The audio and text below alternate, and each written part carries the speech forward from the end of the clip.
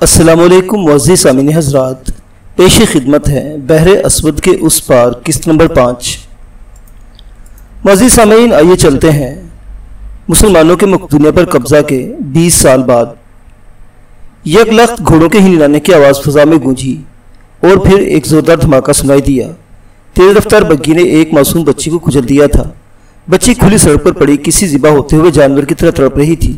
صبح کا وقت تھا، بچے اپنے اپنے مدارس کی طرف جا رہے تھے۔ یہ سن 1710 کا سال تھا۔ بگھی کا کوچوان حادثہ ہوتے ہی فرار ہو گیا تھا۔ آن کی آن میں تڑپتی ہوئی بچی کے گرد لوگوں کا جمع غفیر لگ گیا۔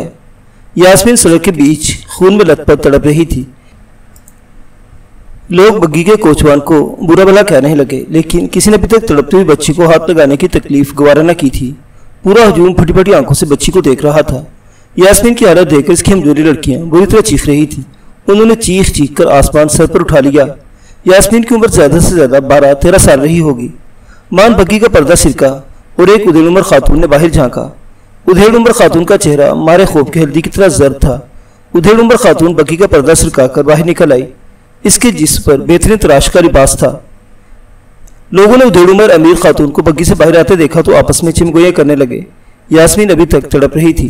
ادھیڑ عمر خاتون کی نظر تڑپتی ہوئی بچی پر پڑی تو وہ اپنی جگہ کانپ کر رہ گئی۔ اس کی بگھی نے ایک معصوم بچی کی جان لے لی تھی، یہ سوچ کر اس کے اوسان خطا ہو گئے۔ ٹھیک اسی وقت چیختی ہوئی نوعمر لڑکیوں میں سے ایک لڑکی آگے بڑھی اور اس نے ادھیڑ عمر خاتون کے لباس کو تھام لیا۔ تم نے یاسمین کو مارا، یاسمین تمہاری بگھی کے نیچے آئی، میں تمہیں نہیں چھوڑوں گی، تم ظالم ہو۔ ارے کوئی تو یاسمین کو بچاؤ، وہ مر رہی ہے، خدا کے لیے کوئی تو اس بیچاری کی خبر لو۔ تم سب کھڑے تڑپتی ہوئی بچی کا تماشا دیکھ رہے ہو، ارے خدا کے لیے کوئی تو اسے بچاؤ۔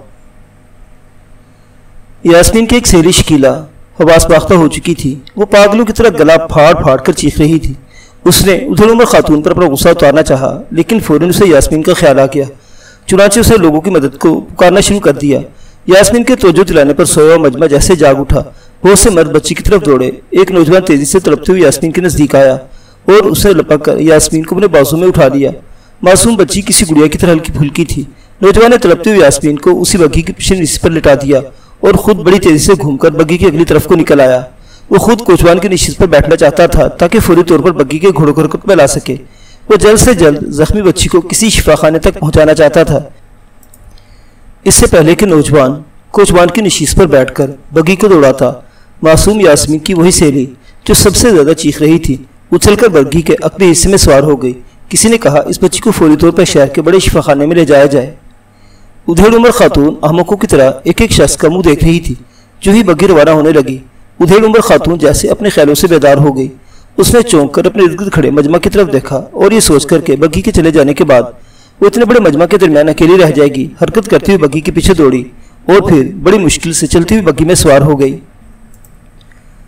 وہ نوجوان جو فوری طور پر حرکت میں آیا تھا لائسین کا ایک طالب علم تھا۔ یہ پارتھی نن قوم کا قائم کیا ہوا ایک قدیمی مکتب تھا۔ عرب اور ترک اس مکتب کو الکلیہ کہہ کر پکارتے تھے۔ نوجوان بڑی سرعت کے ساتھ شہر کے سب سے بڑے شفا خانے میں پہنچا۔ یہ 18ویں صدی کے آغاز کا زمانہ تھا اور مشرقی یورپ میں نیشنلزم کا عروج تھا۔ اقوام عالم اجتماعی طور پر بیدار ہو رہی تھی اور تمام ترقی یافتہ ملکوں کے ہر بڑے شہر میں معقول شفا خانے قائم ہو چکے تھے۔ زخمی یاسمین کی حالت پہلے سے بھی زیادہ غیر ہو چکی تھی۔ اب اس نے ماہی بیاب کی طرح تڑپنا بند کر دیا تھا اور اس کی سانسوں کی ڈور ٹوٹ رہی تھی۔ بگھی کے اقبی حصے میں سوار یاسمین کی سہیلی شکیلا بہت غصیلی نظروں کے ساتھ اپنے سامنے بیٹھی ادھیڑ عمر عورت کو گھور رہی تھی۔ ادھیڑ عمر عورت راستے بھر شکیلا سے آنکھیں چراتی رہی تھی۔ جو ہی بگھی شفا خانے میں پہنچ کر رکی، وہی نوجوان بھاگم بھاگ پیچھے کی طرف آیا اور انتہائی پھرتی کے ساتھ آخری سانسیں لیتی ہوئی یاسمین کو گود میں اٹھا لیا۔ اب وہ شفا خانے کے بیرونی فرش پر انتہائی تیزی سے دوڑتا چلا جا رہا تھا۔ زخمی لڑکی شفا خانے تک پہنچ گئی تھی۔ یہی سوچ کر ادھیڑ عمر خاتون کی سانسیں درست ہونے لگی۔ حالانکہ اس حادثہ میں اس کا کوئی قصور نہیں تھا، ساری غفلت تو اس کے کوچوان سے ہوئی تھی، لیکن یہ ادھیڑ عمر امیر کبیر خاتون زخمی یاسمین کی حالت دیکھ کر ہی حواس باختہ ہو گئی تھی۔ اب اس کی حالت دھیرے دھیرے سنبھلنے لگی اور اسے خیال آنے لگا کہ اس حادثہ میں تو اس کا ذرہ بھر بھی قصور نہ تھا، پھر وہ کیوں ہراساں تھی۔ اس نے فوری طور پر خود کو سنبھالنا شروع کر دیا۔ وہ بے چینی سے ادھر ادھر دیکھنے لگی۔ وہ سوچ رہی تھی کہ یہاں سے چلی جائے۔ زخمی لڑکی شفا خانے تک پہنچانے کے بعد اس کی ذمہ داری ختم ہو چکی تھی، لیکن اسی اثنا میں اسے وہی نوجوان اپنی جانب آتا ہوا دکھائی دیا جس نے اس زخمی لڑکی کو بر وقت بچانے کی کوشش کی تھی۔ وہ سیدھا اسی طرف ہی آ رہا تھا۔ ادھیڑ عمر امیر کبیر خاتون اب پوری طرح خود کو سنبھال چکی تھی، چنانچہ یکا یک اس کے چہرے پر دولت مند جو ایسی رونق دکھائی دینے لگی۔ نوجوان اس کے نزدیک آیا تو اس نے نوجوان کے بولنے سے پہلے ہی کسی قدر سخت لہجے میں نوجوان کو مخاطب کیا، تم کون ہو نوجوان، اور زخمی لڑکی کے ساتھ تمہارا کیا رشتہ ہے؟ نوجوان کو امیر خاتون کے لہجے میں تبدیلی محسوس ہوئی تو اس کی تیوری پر بل پڑ گئے۔ وہ سوچنے لگا اتنا بڑا حادثہ کر کے بھی یہ خاتون اس انداز میں بات کر رہی تھی۔ اس نے روکھے سے لہجے میں جواب دیا، میرا نام شیراز ہے اور میرا اس لڑکی کے ساتھ انسانیت کا رشتہ ہے جو سب سے مضبوط رشتہ ہوتا ہے۔ اتنا کہہ کر نوجوان خاموش ہو گیا۔ ادھیڑ عمر خاتون نوجوان کے جواب سے سرپٹا گئی کہ اب وہ کیا کہے۔ اسی اثنا میں اسی نوجوان شیراز نے پھر کہا، محترمہ کیا آپ میرے ساتھ اندر چلیں گی؟ شفا خانے کے منتظمین نے آپ کو یاد فرمایا ہے، وہ جاننا چاہتے ہیں کہ یہ حادثہ کس طرح پیش آیا۔ نوجوان کی بات سن کر امیر خاتون کی پیشانی پر بل پڑ گئے۔ وہ کہنے لگے، مجھے بلایا ہے، میرا وہاں کیا کام؟ بچی یہاں تک پہنچ چکی ہے، اب میری ذمہ داری ختم۔ میں اس حادثے کے بارے میں کچھ نہیں جانتی، میں تو بگھی کے پچھلے حصے میں تھی۔ شیراز کو امیر خاتون کا لہجہ بہت برا لگا، لیکن اس نے اپنا لہجہ مؤدب رکھتے ہوئے پھر کہا، خاتون شفا خانے میں تو آنا ہی پڑے گا، ایک معصوم بچی کی جان کا معاملہ ہے، آپ ایسے کیسے جا سکتی ہیں؟ ابھی تو کوتوالی کی سپاہی بھی نہیں پہنچے، آپ کوتوالے شہر کو حادثہ کی کارگزاری سنائے بغیر کیسے جا سکتی ہیں؟ نوجوان کی بات سن کر ادھیڑ عمر خاتون بری طرح چونکی۔ کوتوالے شہر، یہ تم کیا کہہ رہے ہو؟ کوتوالے شہر کو مجھ سے کیا پوچھنا ہے؟ کیا میں نے جان بوجھ کر اس بچی کو مارا ہے؟ اور تم کون ہوتے مجھ سے اس طرح بات کرنے والے؟ تم جانتے نہیں میں کون ہوں؟ میرا نام مادام تھروشیا ہے۔ مادام تھروشیا، کس میں جرأت ہے کہ میری طرف ٹیڑھی نظر سے دیکھے؟ میں پورے مقدونیہ کے تمام عیسائی باشندوں کی نمائندہ ہوں، اور تم جانتے ہو کہ مقدونیہ میں کتنے عیسائی ہیں۔ کیا تم نے مادام تھروشیا کا کبھی نام نہیں سنا؟ یہ مادام تھروشیا تھی، رسی جل گئی تھی لیکن اس کے بل نہ گئے تھے۔ آج سے 20 برس قبل ملکہ بننے کا خواب دیکھنے والی مادام تھروشیا گزشتہ 20 سال مقدونیہ میں مقیم تھی۔ اس عرصہ میں مسلمانوں سے اس کی نفرت پہلے سے کئی گنا بڑھ چکی تھی۔ اس نے 20 سال کا یہ طویل عرصہ فارغ بیٹھ کر نہ گزارا تھا۔ وہ بظاہر مقیم تو مقدونیہ میں تھی، لیکن اس کی اسلام دشمنی، جاسوسی کا جال قسطنطنیہ تک پھیلا ہوا تھا۔ یہ وہی مادام تھروشیا تھی جس نے آج سے 20 سال پہلے مقدونیہ میں بغاوت کرائی تھی، جس بغاوت کو 2 سال کے اندر اندر مصطفیٰ کوپریلی کی افواج نے سبوتاژ کر دیا تھا۔ اب زمانہ بہت بدل چکا تھا۔ مقدونیہ سمیت پورے یونان کے عیسائی ایک مرتبہ پھر پر پرزے نکال رہے تھے، اور سلطنت کا نیا خلیفہ ان حالات سے بے خبر تھا۔ مادام تھروشیا شیراز کے ساتھ نہ چاہتے ہوئے بھی چل دی۔ راستے میں ایک مرتبہ پھر مادام تھروشیا نے شیراز سے پوچھا، کیا نام بتایا تھا تم نے نوجوان؟ شیراز نے بے حد اعتنائی کے ساتھ اپنا نام دہرا دیا، جی میں نے اپنا نام شیراز بتایا تھا۔ مادام تھروشیا شیراز کا نام سن کر یکدم رک گئے۔ اس کے چہرے پر حیرت تھی۔ وہ اس طرح شیراز کو گھور رہی تھی گویا اسے پہلے سے جانتی ہو۔ اچانک اس نے شیراز کی آنکھوں میں جھانکتے ہوئے پھر سوال کیا، تم کون سے خاندان سے ہو اور کیا کام کرتے ہو؟ وہ واقعی اس طرح کے سوال کر رہی تھی گویا شیراز کو پہلے سے جانتی ہو۔ اب شیراز بھی حیران ہونے لگا، لیکن اس نے بڑی سعادت مندی کے ساتھ مادام کو جواب دیا، جی میں یونانی نسل مسلمان ہوں، میرے والد فوت ہو چکے ہیں اور میں لائسیم میں تعلیم حاصل کر رہا ہوں۔ لائسیم کا ذکر سنتے ہی مادام کی آنکھوں میں پہلے بھی زیادہ غصہ دکھائی دینے لگا۔ اس نے کھا جانے والی نظروں سے شیراز کی جانب دیکھا اور نہ جانے کیا سوچ کر چپ ہو گئی۔ اب وہ دونوں شفا خانے کے اندرونی عمارت میں داخل ہو چکے تھے، لیکن جو ہی شیراز شفا خانے کے برآمدے میں داخل ہوا، اسے دوری سے شکیلہ کی چیخ سنائی دی۔ شکیلہ بری طرح رو رہی تھی۔ اس کا مطلب تھا کہ شفا خانے کے اتباع معصوم یاسمین کی جان بچانے میں ناکام رہے تھے۔ مادام تھروشیا نے صورتحال ملاحظہ کی تو اس نے دل میں یہی فیصلہ کیا کہ اب وہ مزید ایک لمحہ بھی یہاں نہیں رکے گی۔ چنانچہ شیراز یہ دیکھ کر حیران رہ گئی کہ مادام تھروشیا اس کے ساتھ کوئی بات کیے بغیر واپسی کے لیے مڑی اور شفا خانے سے باہر کی جانب چل دی۔ شیراز اسے پیچھے سے انتہائی غصیلی نظروں کے ساتھ دیکھتا رہا، لیکن وہ اسے آواز نہ دے سکا۔ مادام تھروشیا کے طورتوار دیکھ اسے ایسا لگا تھا جیسے اس عورت کی فطرت میں رحم اور ہمدردی نام کی کوئی چیز سرے سے تھی ہی نہیں۔ مادام تھروشیا شفا خانے سے پیر پٹکتے ہوئی چلی آئی۔ اس کی بگھی شفا خانے میں کھڑی رہ گئی اور وہ پیدل ہی اپنی حویلی کی جانب چل دی۔ بغاوت کی ناکامی کے بعد سے لے کر اب تک مادام تھروشیا نے عیسائیت کے لیے بہت کام کیا تھا۔ اس نے ایتھن سے لے کر مقدونیہ تک حتیٰ کہ موریا کے تمام علاقوں میں ایک خطرناک بغاوت کا بیج اچھی طرح سے بو دیا تھا۔ اب تو اس کی پہنچ بہت اوپر تک تھی۔ استنبول میں اس کے خاص کارندے موجود تھے جو عثمانی سلطنت کی ذرا ذرا سی خبر اس تک پہنچاتے، اور وہ ہر خبر انتہائی ذمہ داری کے ساتھ شہنشاہ آسٹریا تک پہنچاتی۔ مادام تھروشیا نے گزشتہ 20 سال کتنے مشکل سے کاٹے تھے یہ تو صرف وہی جانتی تھی، لیکن حقیقت یہ تھی کہ اس تمام عرصہ میں وہ اپنے بیٹے کلاڈیوس کے جوان ہونے کا انتظار کر رہی تھی، اور اب کلر ڈیوس ایک اڑیل نوجوان بن چکا تھا۔ اس نے آسٹریلیا اور جرمنی میں تعلیم حاصل کی تھی۔ تعلیم کے ساتھ ساتھ اس نے شمشیر زنی، گھڑ سواری اور بندوق چلانے کی ایسی تربیت حاصل کی تھی کہ پورے مقدونیہ میں اس کا ثانی کوئی نہیں تھا۔ مادام تھروشیا کو اپنے بیٹے پر بے پناہ فخر تھا۔ وہ کبھی کبھی سوچتی کہ کاش کلر ڈیوس سچ مچ اس کا اپنا بیٹا ہوتا۔ وہ نہ جانتی تھی کہ کلر ڈیوس حقیقت میں کس کا بیٹا ہے۔ اس کی دایا روفیسا نے اسے یہی بتایا تھا کہ بچہ یونانی نسل ہے اور لاوارث ہے۔ بغاوت کے بعد مادام تھروشیا نے دایا روفیسا کو تلاش کرنا چاہا، لیکن نہ جانے دایا کو زمین کھا گئی تھی یا آسمان نگل گیا تھا۔ وہ پھر کبھی کسی کو دکھائی نہ دی۔ حقیقت میں دایا روفیسا مادام تھروشیا کے غاز و غضب سے ڈر کر 20 سال قبل مقدونیہ چھوڑ کر چلی گئی تھی۔ اس نے سوچا تھا کہ مادام تھروشیا جیسی خطرناک عورت سے کچھ بعید نہیں۔ یہ بھی ممکن تھا کہ دایا اگر مقدونیہ میں رہتی تو مادام تھروشیا اسے محض اس لیے قتل کروا دیتی کہ وہ مادام کے ایک خطرناک راز سے واقف تھی۔ یہی سوچ کر دایا روفیسا ایسی غائب ہوئی کہ پھر کسی کو دکھائی نہ دی۔ شیراز ایک لائق طالب علم تھا۔ لائسیم تک وہ اپنی محنت اور غیر معمولی ذہانت کی وجہ سے پہنچا تھا۔ اسے لائسیم میں تعلیم حاصل کرنے کا بہت شوق تھا۔ حالانکہ وہ مسلمان تھا، لیکن اس نے دل میں تہیہ کر رکھا تھا کہ وہ لائسیم میں ہی تعلیم حاصل کرے گا۔ وہ ابتدائی شباب ہی میں مسلمانوں کی خامیوں اور کمزوری سے آگاہ ہو چکا تھا۔ اسے اس بات کا احساس ستاتا رہتا تھا کہ عثمانی خلفاء مسلمانوں کی مجموعی حالت کی طرف مطلق توجہ نہیں دے رہے۔ وہ جانتا تھا کہ عیسائی انتہائی تیزی کے ساتھ جدید علوم کی طرف متوجہ تھے اور اسی وجہ سے تمام عیسائی ملک دن دگنی اور رات چوگنی ترقی کر رہے تھے۔ اسلامی دنیا میں بھی مدارس کا نظام تعلیم ہی رائج تھا۔ مسلمان مذہبی پیشوا جدید سائنسی تعلیم کے حق میں نہ تھے۔ مقدونیہ کی مسلم آبادی میں ان لوگوں کو اچھی نظر سے نہیں دیکھا جاتا تھا جو لائسیم میں تعلیم حاصل کرتے تھے۔ لائسیم ایک قدیم طرز کا یونانی مدرسہ تھا، لیکن اس میں جدید سائنسی علوم پڑھائے جاتے تھے۔ مقدونیہ کے وہ عیسائی نوجوان لڑکے اور لڑکیاں جو یورپ کے مغربی ممالک میں اعلیٰ تعلیم کے لیے نہیں جا سکتے تھے، وہ لائسیم میں ہی اپنی پیاس بجھا لیتے تھے۔ ایک مسلمان ہونے کے ناطے شیراز کے لیے ممکن نہیں تھا کہ وہ علوم مادی میں مہارت تامہ حاصل کرنے کے لیے عیسائی ممالک کا سفر کرے۔ عیسائی ممالک میں اسے قدم قدم پر خطرات لاحق ہو سکتے تھے۔ یہ وہ زمانہ تھا جب ترکوں اور عیسائیوں کے درمیان صلیبی جنگیں عروج پر تھیں۔ یورپ کے تمام عیسائی ممالک اس بات کے لیے اتحاد کر چکے تھے کہ مسلمانوں کو یورپ کے تمام ملکوں سے ہمیشہ ہمیشہ کے لیے نکال دیا جائے۔ سب سے زیادہ سرگرم روس کا شہنشاہ پیٹر اعظم تھا۔ حالانکہ روس خود یورپ کا حصہ نہیں تھا، لیکن ایک کٹر عیسائی ملک ہونے کے ناطے وہ ترکوں کو یورپ سے نکالنے کے در پہ تھا۔ روس کا شہنشاہ پیٹر اعظم سن 1710 کے زمانے میں پوری عیسائی دنیا کا ہیرو اور مرد میدان مانا جاتا تھا۔ مغرب کے تمام ممالک تیزی کے ساتھ علوم مادی میں ترقی حاصل کرتے جا رہے تھے، لیکن مسلمانوں کا سب سے مضبوط ملک ترکی، جو خلافت اسلامیہ کا مرکز بھی تھا، سائنسی علوم میں سب سے پیچھے تھا۔ شیراز دن رات ہی باتیں سوچتا رہتا۔ یہ کچھ سوچ کر اس نے لائسیم میں داخلہ لینے کا فیصلہ کیا تھا۔ لائسیم میں داخلہ لینا ایک مشکل کام تھا۔ اول تو شیراز کے اہل محلہ اور برادری کے بزرگوں نے اسے لاکھ سمجھایا کہ کافروں کے مدرسہ میں تعلیم حاصل کرنے سے تمہارا ایمان خراب ہو جائے گا۔ دوسرے خود لائسیم کے مکتب میں اسے داخلہ ملنا ایک دشوار عمل تھا۔ یہ مکتب ایک پارتھی نن نے ایک صدی قبل قائم کیا تھا۔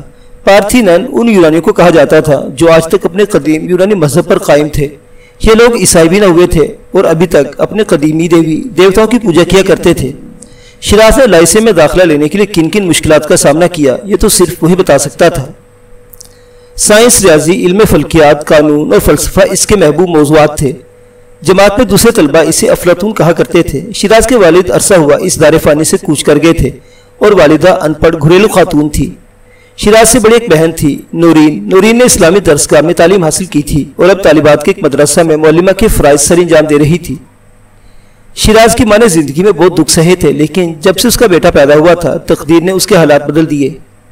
ابھی اس کے بچے چھوٹے چھوٹے ہی تھے کہ شیراز کی والدہ اور والد مالدار ہو گئے اور غربت و افلاس کا عذاب ان کے سروں سے ہمیشہ ہمیشہ کے لیے ٹل گیا۔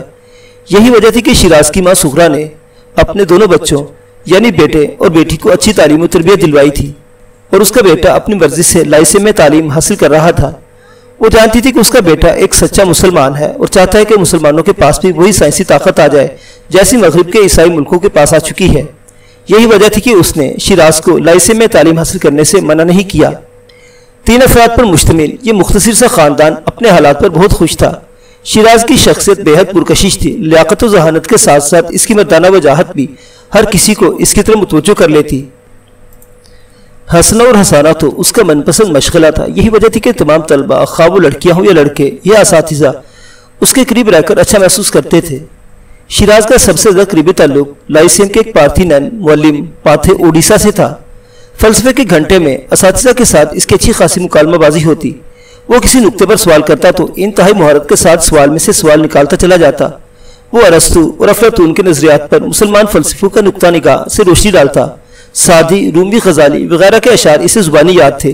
یونانی فلسفیوں میں سقراط اس کی پسندیدہ شخصیت تھا۔ شیراز کی ایک ہم جماعت طالبہ عموماً نگاہوں کا مرکز رہتی۔ اپنی دلکش اور پروکار شخصیت کی وجہ سے اسے شیراز کا ہم پلہ کہا جا سکتا تھا، لیکن اس کے اور شیراز کے درمیان بہت بڑا فرق تھا، اور وہ تھا مذہب کا فرق۔ تھیوڈورا کارپوس کی حقیقی بیٹی تھی۔ دراصل مادام تھروشیا نے کارپوس کی موت کے بعد ایک اور بچی کو جنم دیا تھا۔ جن ایام میں ترک افواج مقدونیہ کو محاصرے میں لیے ہوئے تھی، مادام تھروشیا کے پیٹ میں تھیوڈورا پرورش پا رہی تھی۔ کارپوس اپنی دونوں بیٹیوں کو نہ دیکھ سکا تھا۔ پہلی بیٹی مادام تھروشیا کے پاگل پن کی نظر ہو چکی تھی، اور دوسری نے جنم ہی اس وقت لیا جب اس کا باپ اس دنیا میں نہیں رہا تھا۔ کارپوس تو جب تک زندہ رہا کلاڈیوس کو ہی اپنا بیٹا سمجھتا رہا۔ وہ ننھے کلاڈیوس سے بے حد پیار کرتا تھا، لیکن افسوس کہ وہ زیادہ دن زندہ نہ رہ سکا۔ مادام تھروشیا کے دل میں اپنی سگی بیٹی کو کھونے کی اگر کچھ خلش بھی تھی تو تھیوڈورا کی پیدائش کے بعد دور ہو گئی۔ تھیوڈورا مادام تھروشیا کی اپنی بیٹی تھی۔ حقیقت تو یہ تھی کہ اپنے خاندان اور نسب پر مان کرنے والی مادام تھروشیا نے دونوں مرتبہ بیٹیوں ہی کو جنم دیا تھا۔ تھیوڈورا کے دل میں بھی اپنے باپ کو نہ دیکھ پانے کا ملال تھا، اور اس پر متضاد اس نے اپنے باپ کی دردناک موت کا واقعہ بھی لوگوں سے سن رکھا تھا، لیکن اسے اپنے بہادر باپ پر فخر تھا، اور اسی فخر کی بدولت اپنے نام کے ساتھ اپنے باپ کا نام بھی لکھتی تھی۔ لائسے میں سب طلبہ اور طلبات اسے تھیوڈورا کارپوسی کہہ کر پکارتے تھے۔ لیکن ایک عجیب بات تھی کہ مادام تھروشیا جتنی آتش صفت تھی، تھیوڈورا اتنی ہی نازک اور کومل طبیعت کی مالک تھی۔ اس کے باپ کو مسلمانوں نے سزائے موت دی تھی، لیکن وہ پھر بھی مسلمانوں کے خلاف نہ تھی۔ وہ ہمیشہ اپنے باپ کا واقعہ سن کر یہی کہتی تھی کہ جنگ میں تو ایسا ہوتا ہی ہے۔ مقدونیہ کے بہت سے مسلمانوں کے ساتھ اس کے اچھے تعلقات تھے۔ اس کے برعکس کلاڈیوس بالکل ہی ماں پر گیا تھا۔ اس کی طبیعت میں وہی نفرت اور شدت کوٹ کوٹ کر بھری ہوئی تھی جو اس کی ماں کی طبیعت کا خاصہ تھی۔ شیراز اور تھیوڈورا کے درمیان خاصے خوشگوار تعلقات تھے۔ بعض طلبہ کا تو یہ بھی خیال تھا کہ دونوں ایک دوسرے کو پسند کرتے ہیں۔ ہو سکتا ہے کہ ان کی غلط فہمی ہو، لیکن ان کی طرح بعض دوسرے لوگوں کو بھی یہی غلط فہمی تھی۔ البتہ کبھی کبھی جماعت میں ان کی نوک جھوک جتنی ہوتی۔ لائسیم کا ماحول ہی ایسا تھا، یہاں مرد و زن کا لحاظ ملحوظ نہ تھا۔ یہ پارسی ننوں کا آشرم تھا۔ کسی تعلیمی درجہ کی جماعت میں رسمی قاعدوں کا خیال نہیں کیا گیا تھا۔ یہاں مسلمانوں کے نوجوان بہت کم داخلہ لیتے تھے، اور لیتے بھی تھے تو صرف لڑکے۔ کسی مسلمان لڑکی کے یہاں تعلیم حاصل کرنے کا تصور بھی نہیں تھا۔ یہاں سب سے زیادہ پارسی نن قوم کے طلباء اور طالبات تعلیم حاصل کرتے تھے، لیکن عیسائیوں کی تعداد بھی کم نہ تھی۔ مسلمان آبادی کے لحاظ سے بھی مقدونیہ میں اقلیت تھے، اور اسی تناسب سے یہاں لائسے میں بھی مسلمانوں کی تعداد بہت کم تھی۔ مسلمان نوجوان اعلیٰ تعلیم کے لیے استنبول اور بغداد کے دینی مدارس میں جایا کرتے تھے۔ پارسی ننوں کا لائسیم صرف غیر مسلموں میں مقبول تھا۔ یہی وجہ تھی کہ بہت کم مسلمان طلباء یہاں تعلیم حاصل کرتے تھے۔ یہاں صرف ان مسلمان گھرانوں کے طلباء داخلہ لیتے تھے جو مغربی علوم کے فوائد سے آگاہ تھے، اور ایسے مسلمانوں کی تعداد خاص طور پر 18ویں صدی عیسوی میں نہ ہونے کے برابر تھی۔ بہرحال پارسی ننوں کے اس مکتب میں 18ویں صدی میں بھی مخلوط تعلیم کا نظام تھا۔ لائسیم ارسطو کے مکتب کی طرز پر بنایا گیا تھا۔ ارسطو کا مکتب 4 صدی قبل مسیح میں ایتھنز میں تھا۔ یہ سکندر اعظم کا زمانہ تھا۔ ارسطو سکندر اعظم کا استاد تھا۔ ارسطو نے سکندر اعظم کی تعلیم مکمل ہونے تک اسی شہر مقدونیہ میں قیام کیا تھا، اور پھر سکندر اعظم کی تربیت مکمل ہونے کے بعد ارسطو نے ایتھنز کو اپنا مرکز بنا لیا تھا۔ ارسطو نے ایتھنز میں لائسیم کی بنیاد رکھی، جہاں طلباء سڑک کے کنارے کنارے چلتے تعلیم حاصل کیا کرتے تھے۔ یہی وجہ تھی کہ اس مکتب کے طلباء کو چلتے پھرتے طلباء کہا جاتا تھا۔